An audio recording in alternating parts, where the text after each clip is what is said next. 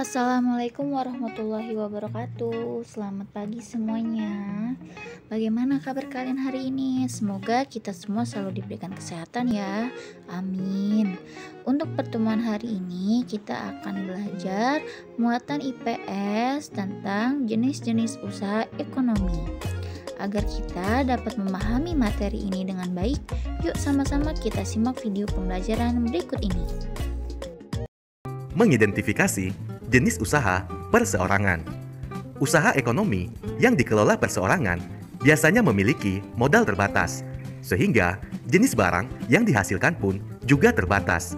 Akan tetapi, keuntungan yang diperoleh dari usaha tersebut dapat dinikmati sendiri oleh pemilik. Meskipun memiliki modal terbatas, usaha perseorangan dapat dikembangkan sesuai dengan keinginan pemiliknya. Usaha perseorangan biasanya usaha berskala kecil yang dijalankan di lingkungan rumah. Berikut ini adalah contoh usaha perseorangan atau yang dikelola sendiri. Yang pertama yaitu kegiatan pertanian. Kegiatan pertanian merupakan kegiatan bercocok tanam dengan lahan yang sempit dan mengusahakan tanaman pangan. Ciri-ciri kegiatan pertanian yaitu umumnya terdapat di pedesaan. Kedua, mengusahakan tanaman pangan. Ketiga, membutuhkan lahan yang tidak terlalu luas. Contoh yang kedua, kegiatan perdagangan. Kegiatan perdagangan adalah semua hal yang berkaitan dengan kegiatan jual beli. Ciri-cirinya, ada perpindahan hak milik. Ada penjual, pembeli, dan barang yang diperjualbelikan. Kemudian, membutuhkan uang sebagai alat tukar. Contoh yang ketiga, yaitu kegiatan industri kecil. Kegiatan industri kecil merupakan kegiatan mengolah bahan mentah menjadi barang setengah jadi atau barang jadi dalam jumlah sedikit. Ciri-ciri kegiatan industri kecil: menghasilkan barang, membutuhkan modal, tenaga kerja, tempat, dan peralatan dalam jumlah sedikit. Contoh usaha berikutnya, kegiatan jasa. Kegiatan jasa merupakan kegiatan yang memberikan pelayanan kepada orang lain. Ciri-ciri kegiatan jasa yaitu tidak menghasilkan barang, tetapi berupa pelayanan. Membutuhkan keahlian khusus sesuai jasa yang ditawarkan. Menjelaskan jenis-jenis usaha kelompok.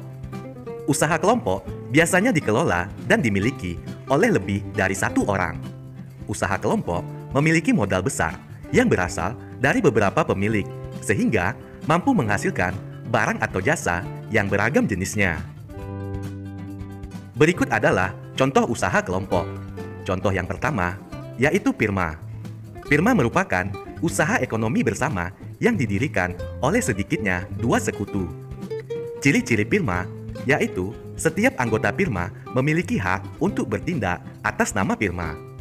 Anggota firma bertanggung jawab penuh atas risiko kerugian firma. Biasanya bergerak di bidang hukum atau keuangan.